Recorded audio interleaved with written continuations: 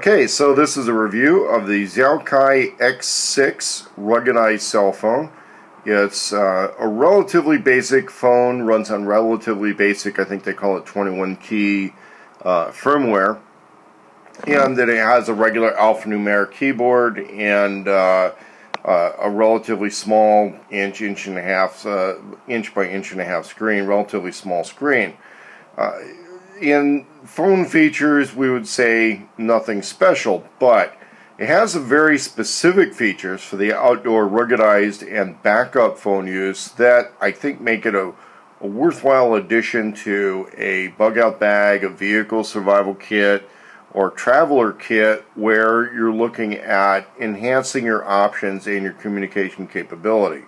One of the big issues, one of the big features on this is a very high capacity 5,000 milliamp hour battery.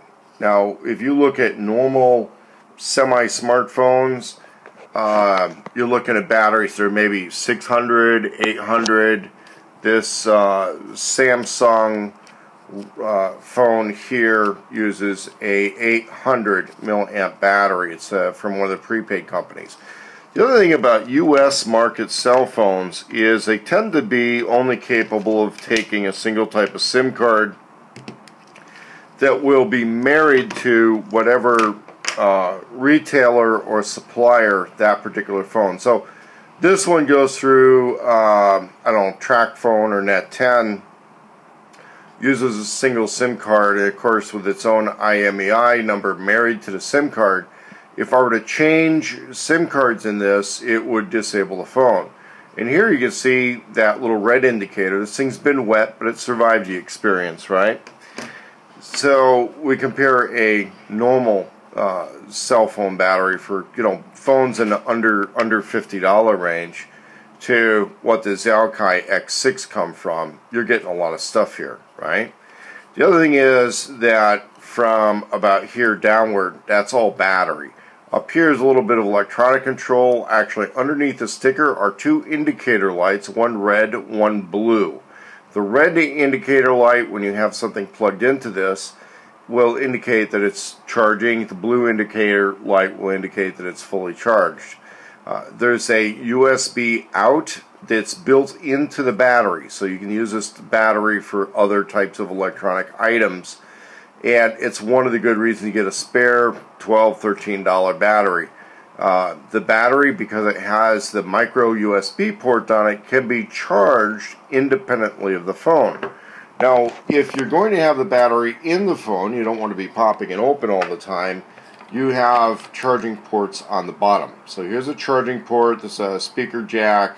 I'm not quite sure what the other one is. Nothing that came in a box plugs into that other jack, so I don't know if it's another style of speaker or antenna jack or something like that.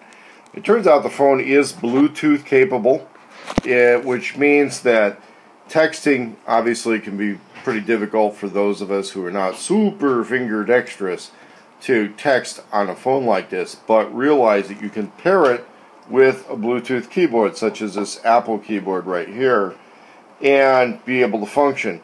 Or maybe get one of the waterproof small ruggedized keyboards, and your texting on this phone should work just fine.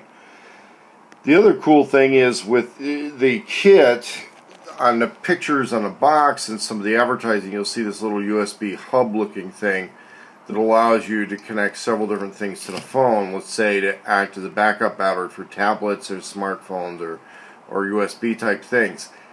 That's not quite what you're going to get in the box. What comes in a box is this little three-way adapter, USB to a couple different styles of connector or iPhone, which would allow you to, let's say, daisy chain charge your batteries. I can open up the battery access port here on the phone and then plug this into there, plug the other end into the spare battery, and charge both batteries simultaneously, let's say off a wall charger or perhaps maybe even another battery bank. But realize that if you're just going battery bank to battery bank, you'll eventually be losing power throughout the thing. You'll also get a charging cable that's just for the phone. So even in the system, you've got kind of a backup of a backup by getting 2 charging cables.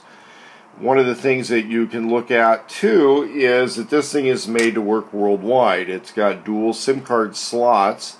Notice that the interaction pins are identical, but when you start looking at these things right off the SIM card slots, things get a little different. And what I found with using a T-Mobile card in one of these dual slot phones for testing, it would work in one but not the other. There's several different phone systems that store the account memory information on the card slightly different from each other, and what the Chinese do when they manufacture a world market phone is they're going to work to make sure that at least one of the slots is compatible with anything out there depending on what you're going to do with it. You also have a TF memory card slot for the micro memory cards and micro SD memory cards, and that's here. You can only access this by removing the battery of the phone, so you can't hot swap your TF card. There's no access to that from outside the phone. So let's say you do a lot of your computing on a TF card, let's say with a tablet or something like that, and you want to store an extra TF card somewhere. You can't keep it in the phone, and access it through the phone's computer, but realize you have to remove the battery to get at that. Once the battery is removed, nothing else is in the phone. It's pretty lightweight. You can see that electronically there's not a lot happening here. There is no GPS. There is no GPS on this. It's not GPS enabled. However, with the Bluetooth, you can get a lot of other devices to interact with this. But also remember, this is not Android firmware. It's just your basic phone software inside. One of the things I noticed on this that I kind of liked, though, was we get into some of our multimedia options, and there's an FM radio. It gives you freedom to trust and a fairly loud speaker on that. So, you know, that's kind of interesting. You've got an FM radio with a fairly loud speaker, and now this isn't blinking. This is a reflection from a ceiling fan. The other thing that was kind of interesting is it's apparently styled after a Land Rover phone, probably in the UK market. But if you look carefully at the spelling on this stuff, I think there's little disclaimers built into that. One, that's not Land Rover, that's Land RDVER. And then with a word here, it says something certified, and they spelled the word certified wrong. So maybe it's not certified in the sense we know certified. If you look at the word shock roof, it's not shock proof, it's shock RROFF, which are OOF. And then they also spelled submersible wrong, which means I don't think I'd want to go scuba diving with this. I would suggest that if you're going to do all of those things, you might have to go find a Land Rover phone, which probably costs considerably more and is capable of doing those things. But it's, you know, I would say that it's a splash-resistant, ruggedized phone, as long as you have all the little ports and doors closed up. For example, with this open, one of the things I notice is that the speaker plug passes all the way through.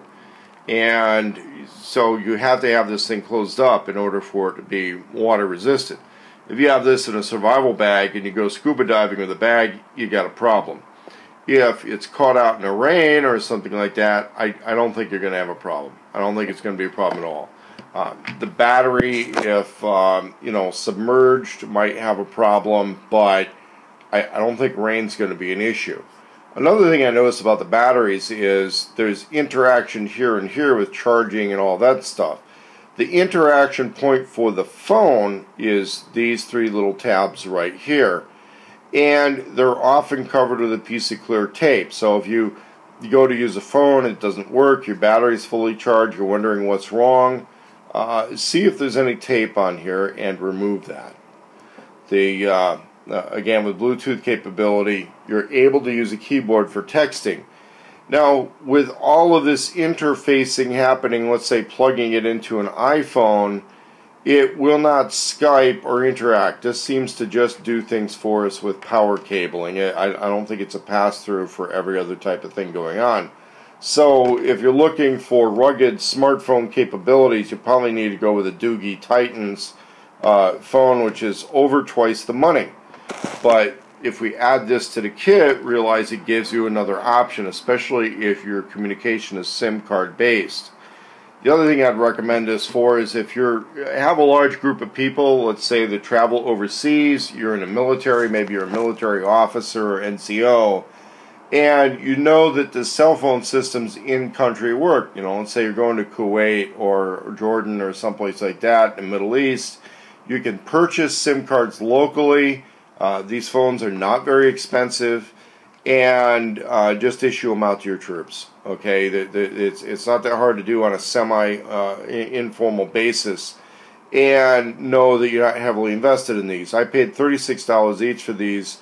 They take a while to arrive from China.